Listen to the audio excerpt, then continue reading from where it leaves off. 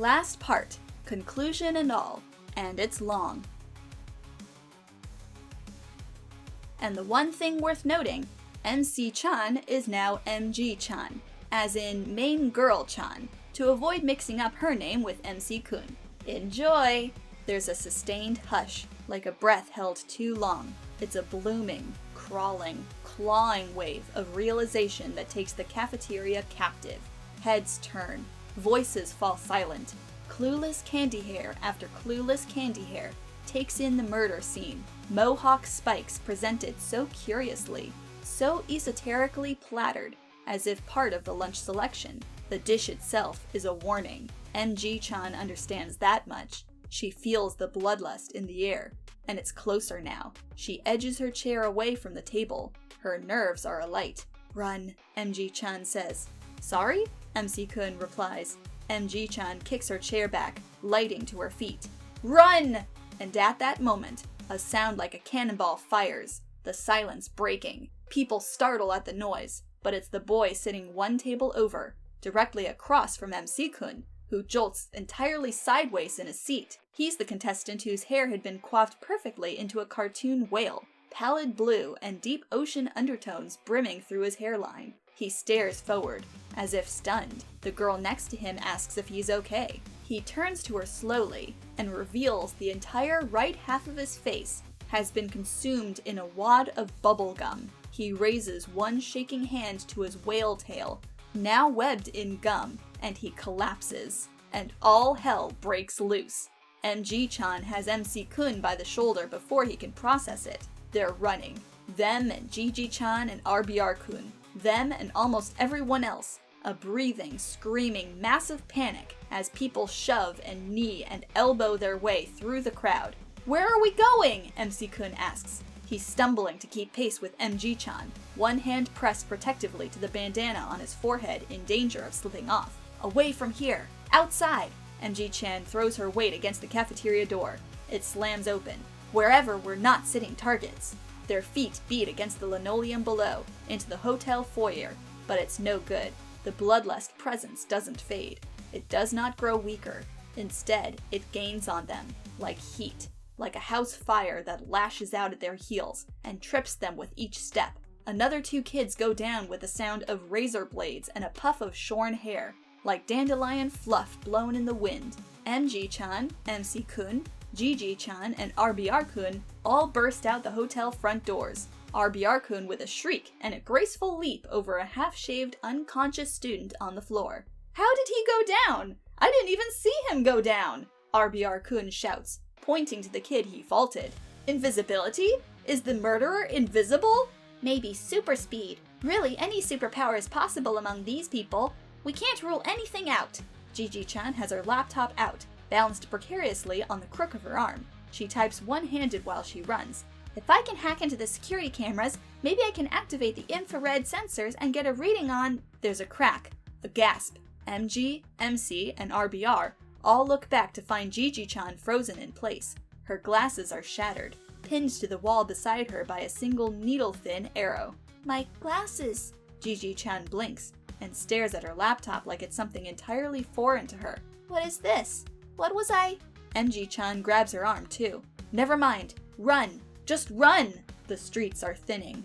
Roadways become cobblestone, churned up and ill cared for.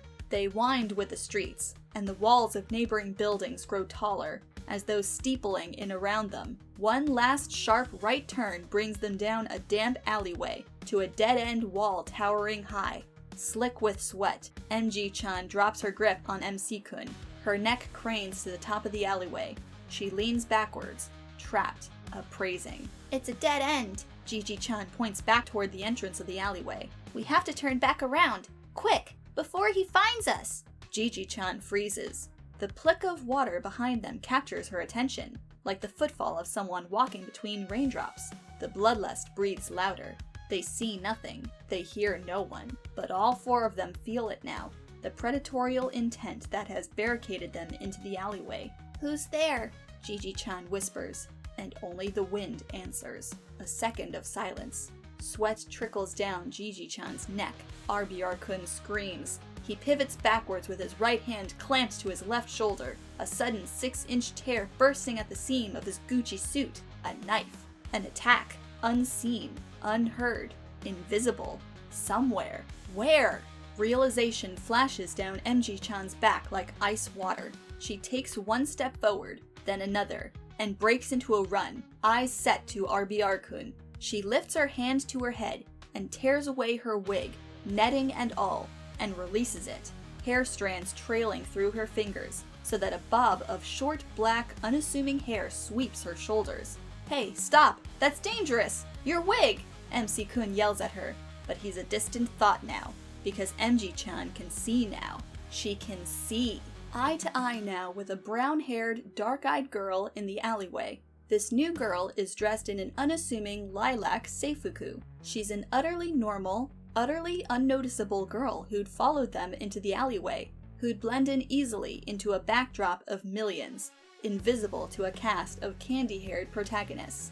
This girl wields a glinting butcher's knife in her hands. She considers MG-chan for only a moment as their eyes lock, but the girl with the knife has changed targets. With near supernatural speed, she swept up behind MC-kun, yielding the knife inches from the nape of MC-kun's neck.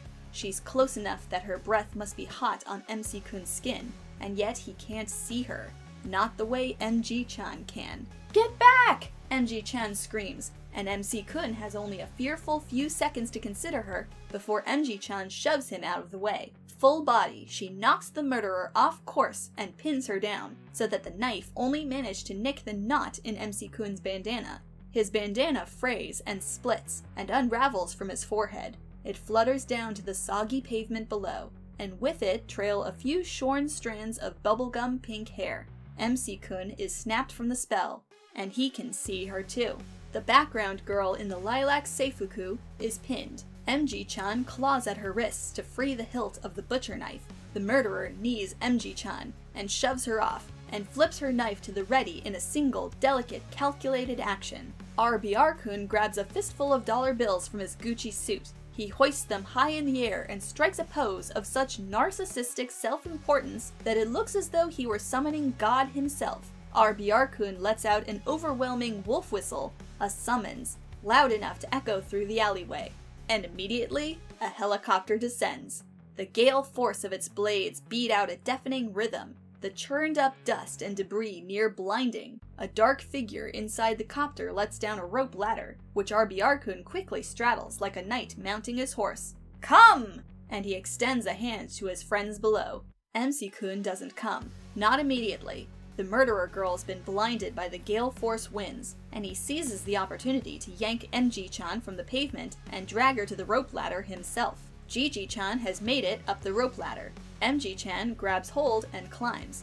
MC-kun is on her heels, his neck prickling hot for the few seconds it takes to climb, knowing the murderer is mere inches behind him. The copter breaks away from the ground, careening upward. MC-kun holds on for dear life and dares to look backwards. His eyes lock with the murderer. She remains on the pavement below, hair whipping her face, but eyes burning, unblinking, into his. There's a pressure in them that freezes MC-kun in place, but the murderer does not move, and the helicopter makes its getaway. MG-chan and Gigi-chan haul the rope up until MC-kun is close enough to shift his grip to MG-chan's arm and levy his weight against her so that she hoists him up. He collapses on the floor of the copter, knees weak beneath him. There's a man in the dark suit also in the hub of the copter, the one who threw out the ladder for them to climb. He's in the corner hustling RBR-kun for money, who's crying only a little bit while handing over the last of his crumpled dollar bills that were crammed inside his Gucci suit. MG-chan shuts the copter door tight behind them. "Are you guys okay?" Gigi-chan asks. Her laptop is gripped tight to her chest, hair severely wind-blown by the chopper. Her eyes look so different without the oversized glasses. "I'm okay," MC-kun replies, just a bit winded. His hand moves absently up to the nape of his neck, to the hairline there, to where his bandana was cut away from him. There's the faintest smudge of blood that comes away with his fingertips. "What even happened down there just now?" RBR-kun asks. He's back from being hustled for money. His eyes shift briefly to his torn suit. "I didn't see anything. Just something sliced my suit. Then you jumped. Oh man, you lost your wig. Oh, that's not good. Don't worry, I've got other wigs, MG-chan says. She leans back, away from MC-kun, her face pensive. What happened is I figured out how she could slip through the crowds completely unnoticed. She just had to become someone unnoticeable to us. She was normal looking, wasn't she? Gigi-chan asks. As plain as they come, MG-chan answers. She twisted this whole thing against us. We put on these ridiculous outfits, and we became exactly like all the other naturally ridiculous-looking kids here. On this plane of importance too high to even notice someone who's naturally normal. She didn't need powers, and she didn't even need a disguise. She just needed to be normal. MG-chan presses a hand to her bob-cut hair. She's one of us. You're not quite right, MC-kun says quietly, still a bit dazed, still processing. About that last part, at least. I don't think she's one of us at all. What do you mean? MC-kun points to his own hairline. I saw it, staring at her, while we got away, with the helicopter wind tearing everything up. He taps now, twice. Beneath the brown hair, down at the roots, right at the hairline, she was pink, her natural hair underneath. It was absolutely pink.